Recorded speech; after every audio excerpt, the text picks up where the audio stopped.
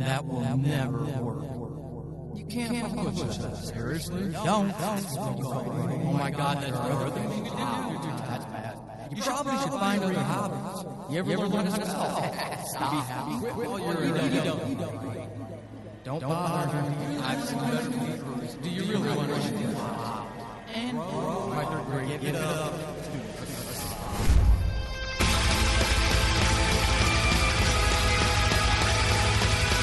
Welcome to Horrible Writing, the rawest, most candid, in-your-face writing show on the interwebs because none of us have time to suck. Let's do this.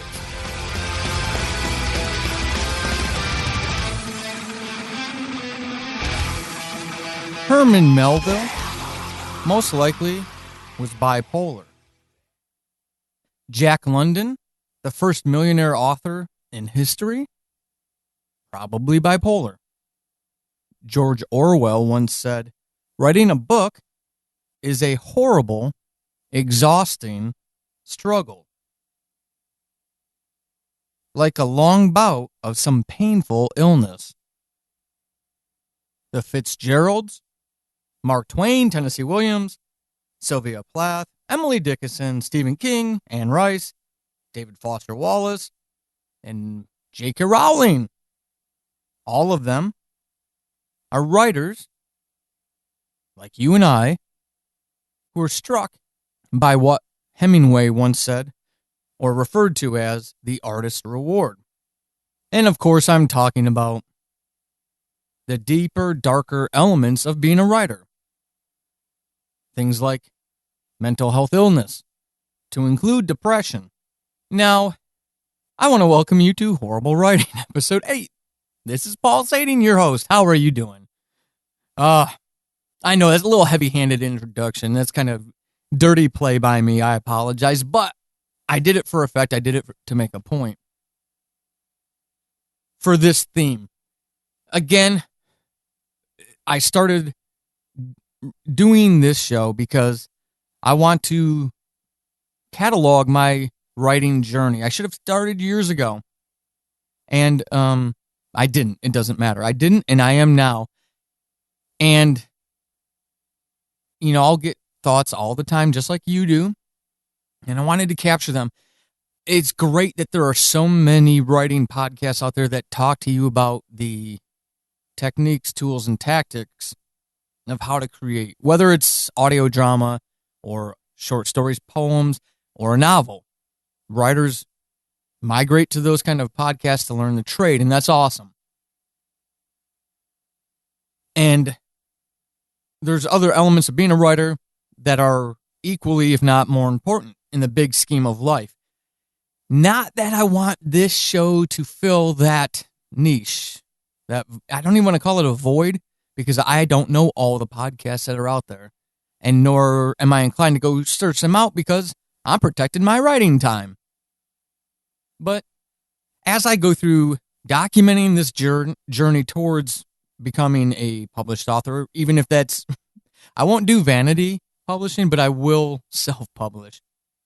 But I think this is an important element, something that definitely needs to be talked about and something to be covered. Depression is a very real thing, a very serious thing. And I'm not saying that if you identify as a writer that automatically you suffer from depression. That's not my call to make. I'm not qualified to say that. But it's understandable why writers, maybe disproportionately, again, I'm not trying to back that up with studies. I'm not interested in doing that here.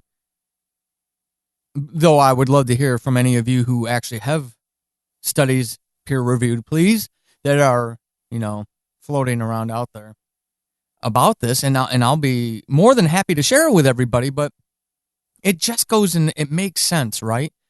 To me, it does. So I may just be completely off my rocker, but it makes sense. And it's kind of validating and encouraging in a way to hear about so many people that we all look up to, whether or not we actually like their particular genre or their writing style, and to know that they've gone through similar things. I think Paul's opinion only, depression is incredibly underdiagnosed. There's probably a lot more people who would meet the DSM criteria for depression, the various degrees of it, if more folks came forward. But that's a cultural thing. That's one of those things a lot of people don't believe in doing, and it's those silent sufferers. So, we can never really know how proportionate or disproportionate it is amongst writers, but it makes sense to me. If you're anything like me, you're inside your head far too often, probably more than you'd ever want to be. There are some of you who, like me, who are very isolated, and that may be because of success or trying to reach that success, meaning that some of you might be writing full time. You might have quit your job to pursue this and suddenly found yourself devoid of that human interaction. And even the most stringent introverts, you can't overcome evolution in a lifetime, and we're social creatures. We need that interaction. As annoying as it can be at times, we still need that, and it can get really lonely as a writer. So you have to do things to help yourself with that, which is something we should probably talk about at some point in the future. But also then there's people, who have careers that require that isolation or demand it, or it's just the construct of what it is. I myself telework. So, with a spouse who works and with older kids, well, school-age kids, but still older kids with their own lives, they're gone all the time anyways. So I sit in the house with the two dogs all day long, and then, maybe by the time we get home, we get our activities done, we get dinner scrambled together, we've got an hour to sit down and talk to each other. The most important people in your life. And I'm sure there's a lot of you whose lives are very similar to that, even if you do go to work. But even if you go to work, it doesn't mean that you're not isolated. I've had jobs where I've worked with people, near people, alongside people I had absolutely nothing in common with, nor any interest to have commonalities with them, because I just didn't agree with their worldview. It's I am very, anybody who knows me knows I'm very, very much a black and or a gray thinker. I like to consider 1,000 alternatives. I like to be the devil's advocate when people are denigrating someone as evil. I'll be that person that asks questions. Not that I don't think they're still not doing evil things, but I don't know their motivation, so let's ask those questions. That's the kind of person I am. But when it comes to toxicity, not so much. I have no problem cutting people away, including family, who are toxic, and just keeping it away. So I've had those jobs were incredibly toxic, and so even though you're around other humans, you're still isolated. So as writers, we are often alone, and then we're alone inside our head. And then it's a double whammy because we're thinking all the time. At least I am. I'm sure the vast majority of you, again, knowing that I'm trying to build a target audience of people who are serious about writing and who are passionate about it, I will accept anyone in the circle, even folks who are hobbyists or maybe just dabbling in it. But anytime you hear me say anything, please understand that I'm kind of talking to the mirror image of myself. I'm talking to anyone who is incredibly serious about doing this. And this is a bucket list thing. This is a goal. This is something they want to do. So I imagine those people are a lot like me because they're building these worlds, they're building these characters. You are probably constantly. You're probably writing almost every day of the week, if not every day of the week. At least 100 words, maybe a few thousand words each and every day. A lot of people in reality don't even reflect on their own behaviors. It's just the fact of human nature. How many times today will you or have you sat there and thought, what in the world are they thinking? What goes through somebody's head when they do X, Y, Z, right? And think about your family, think about your friends, think about those coworkers, those peers, those classmates, and how often they do stupid shit and you wonder, what in the world are they thinking? And then they don't.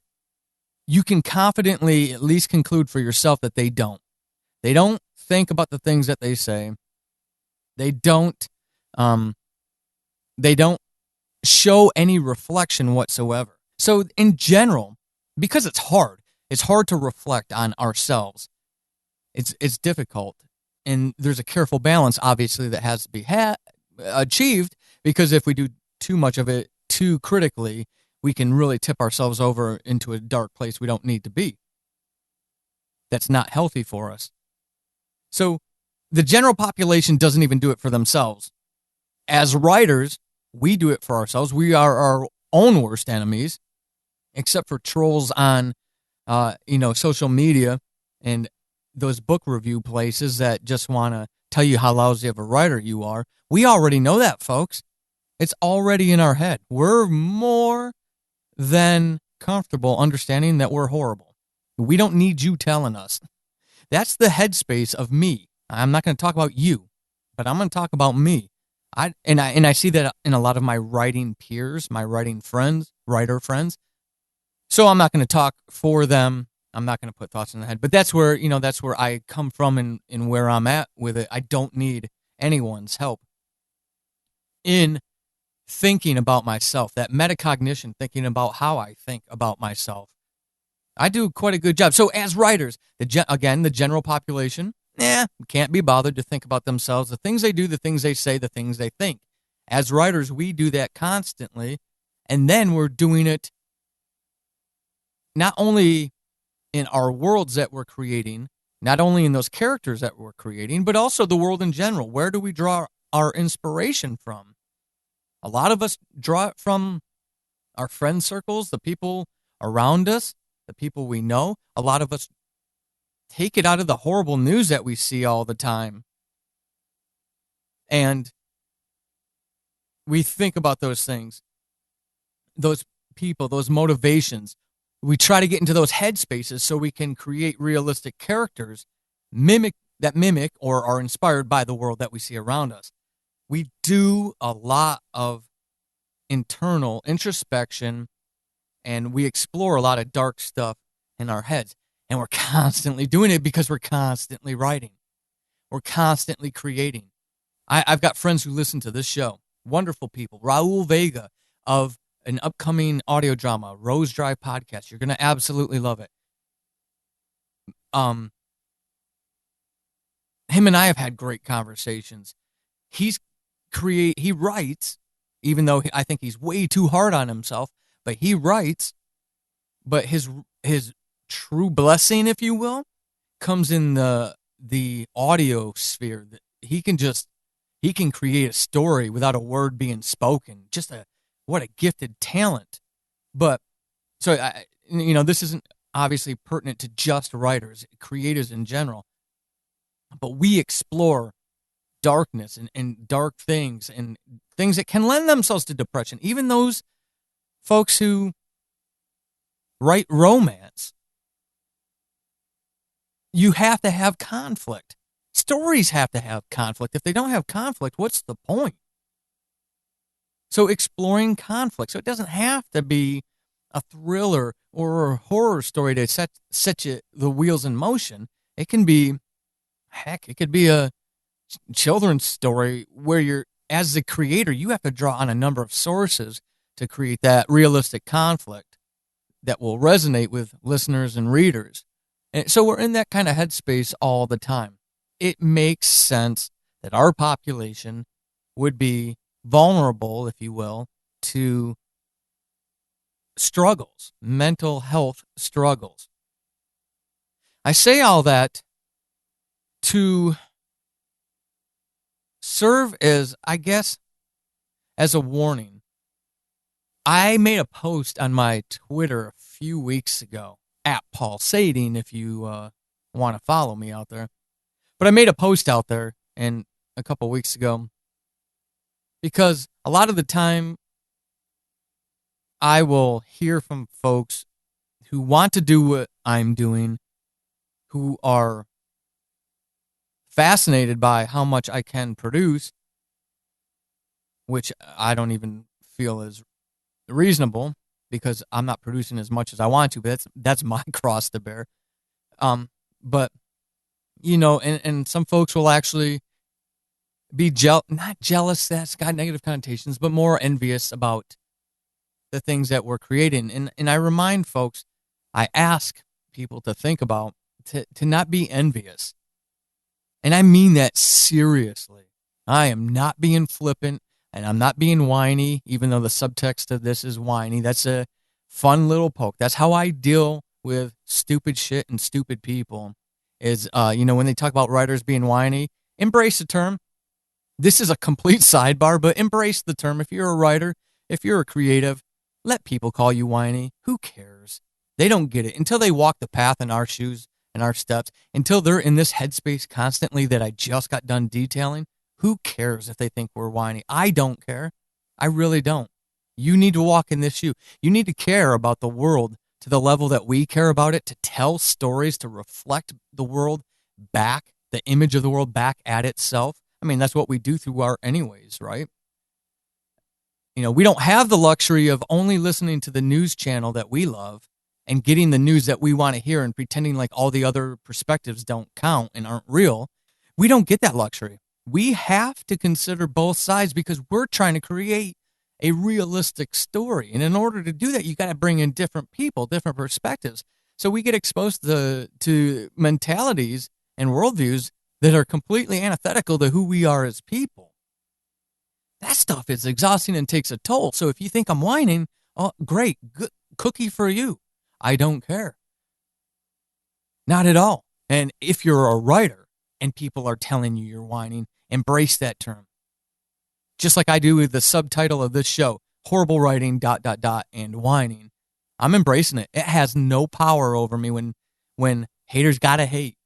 It doesn't have any power over me. And I'm getting totally sidetracked, but I care about you more than sticking to some structure for a free-flowing podcast. But back to the Twitter comment again, just asking people to not envy how many stories I can create, how much I am creating, how much is coming down the pipe, all the stuff that you don't see unless you're a patron of mine. 2 stories every single month, 2 brand new stories every single month, every month. Even when all the podcasts that I do, like Subject Found, Diary of a Madman, Atheist Apocalypse, and Who Killed Julie, when all of those are in hiatus or in under development, I'm still writing fresh stuff while those things are going on. And I've asked people to not be envious because there's a reason I can do that. There's a reason why I can have 4 distinct shows in production or in new season production while working on 2 novels that are already finished. I just need to get, I am editing, while doing 2 new stories. One, though, is flash fiction. I will make that caveat. Each and every single, all the time, constantly. I'm constantly working. I draw. I say don't envy it because the closet where I keep that inspiration, that creative energy, also contains all the demons that push me to write. If you're a writer, you understand that. I'll bet, and I'm not a betting person, but I'll bet that you understand that. You know what I mean by that. Susan K. Quinn, For Love or Money, she says a quote like that in her book. I don't remember exactly what it is, but she mentions a quote like that in her book. That's how she keeps her demons at bay, is by writing. I feel that writers, for the most part, are some of the most intelligent, most highly intelligent, emotionally intelligent, and empathetic people in the world. I fully stand by that. And I know there are going to be examples, non-examples out there.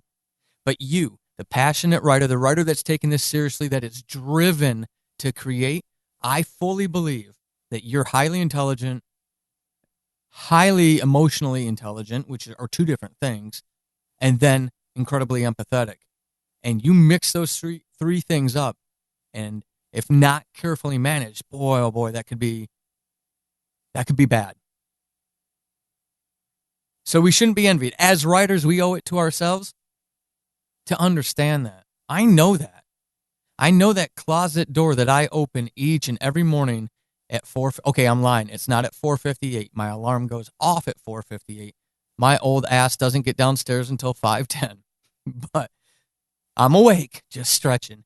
So anyways, when I get downstairs at 5:10 and I crack open that closet to pull on that inspiration, because I cannot wait to get in front of that computer again and go live in that world that I'm creating. I know as soon as that opens and that inspiration flows out, there are demons growling in the back corner of that closet, chained, but they're straining against those chains to break free. And it's my job to draw on them, to draw on that energy, but also make sure I keep them at bay. Keep them chained up in that corner. Check the links once in a while and make sure they're not weakening. Weld where I need to. It's exhausting to... here's a spoiler alert. Who killed Julie? I'll use that because that's the thing that's killing my average daily word count. I've been editing that thing since before episode 6. I'm on my 3rd revision, and I'm not happy about that. So this will be dun dun dun, my horrible writing segment. I'm not happy about it because I already had planned to have recording underway at this point. But I asked for, and I got some beta readers and started getting some of their feedback, and it's been very positive. It's not like I'm going to trash the project, not by any stretch, but they have made some comments because the story is fresh for them in their eyes. They've made comments that I go, you know what, you're right. I need to supplement here. I need to tease this here. I made a move in the show that's too blatant. I did it for artistic reasons, but and I did it for a jarring effect. I wanted it to be obvious, but there's a subtlety to obvious, something being obvious. And instead of just, putting it on the plate in front of the guest, of the listener, I essentially put it on the plate and then shoved their face down into the food with the way I had it structured. So I got the feedback that said I needed to, hey, think about that. And maybe there's a way you could rework it. They didn't give me any ideas necessarily, specifically. They gave me a zip code. It would be cool if something like this happened, which I thought about, analyzed, and translated in my own way and came up with a specific tactic, a plot element that will make it work, that still makes everything else work and avoids a complete rewrite. Because, folks, I'll be honest, it's audio drama. With the exception of a handful of very, very kind people who are my patrons, everybody's getting that for free. I have been working on this thing for months, every morning for 2 hours before I go to work, and I'm giving it away for free. That's how dumb I am. But I love this story. I absolutely love this story. But being in that story, creating that story, every morning when I start my day, I have to get into the headspace of a woman who is investigating the death of another woman where some very horrible things have happened to her. That's how I start my day. Some of you don't even watch the local news because it's too depressing. This is how I choose to start my day. So I say that, again, to hit on our bigger point here, that we play around in dark stuff. It doesn't matter what genre you're writing in. You have to create conflict or your story's going to be boring. No one's going to care. People are going to ask, what's this all about? What's the point? So you have to. You already know that. That's an elementary thing. But at the same time, we owe it to ourselves to recognize that we're drawing on the energy of those demons in that closet, in that creative closet. And we owe it to ourselves to keep them at bay by writing, but also keep that balance and keep a healthy balance. Matthew McLean another friend, another audio drama friend, does a Scottish podcast. It's an audio drama. It's a comedy with really dark elements, and it's Scottish. So it's got British slang, and I'm really trying to lead an American audience into what that means. If you have sensitivities to certain words, and you want to check it out because I've name dropped it, please understand that it could have language that is culturally completely acceptable in the United Kingdom, and not so much in our culture, our American sensitivities, because words are so powerful. I say that somewhat flippantly because there was a huge discussion in the For Love or Money Facebook group this week about the use of the word fuck. And I do that on purpose because I want you to gauge your own reaction to it. But yeah, so people getting 1-star reviews on a book that they've spent, a year, 2 years, 3 years on working on, for people to read it, have sex and violence and immorality and all kinds of stuff. And then they don't care about that. They care about the use of a word. Yeah. So anyways, someone like Matthew, who creates a comedy, still explores darker things, those darker elements. We all do. So be very careful. Be true to yourself, first and foremost. If you're not true to you, we lose your story. None of us want that. We all want to revel in it. All right, so this has been episode 8 of Horrible Writing. Before I get out of here, I want some samples. I want to hear from you. I want to feature you. I want to talk about the stuff that you're doing on this show. Horrible Writing Podcast at gmail.com. Pulsating Productions at gmail.com. Go over to pulsating.com. There's a contact tab there. Send me your horrible writing sample. Remember to attach the good news story on the end of it. What was the outcome? What was the impact? The positive outcome, the positive impact. Whether on intrinsically, internally, you, externally, someone else. But what was it? Share that with us. Share it with others. Again, call to any published writers who are brave enough to show us the scars as unpublished writers. That would be awesome as well. All right. I thank each and every one of you for your download and your listen. I do ask you, if you would be so kind, I'm always looking for reviews. Reviews are so important. And referrals, too. If you want to kind of tell a friend about the show, that would be cool as well. I could always use more. The downloads are doing well. I'm pleasantly surprised. But it's a brand new show, and I'm doing very little social media for it because I want to see if the community's there. And plus, honestly, again, this is me journalizing in audio format. My journey towards being published. I want to wish you and those you love well and encourage you until you hear from me in episode 9. Keep being epic. This has been Horrible Writing, and hopefully after this episode, you suck less than you did at the beginning. I am Paul Sading, your host extraordinaire. You can find me over on the Twitterverse at Writing Horrible and over at paulsading.com/horrible-writing. Until next time, suck less.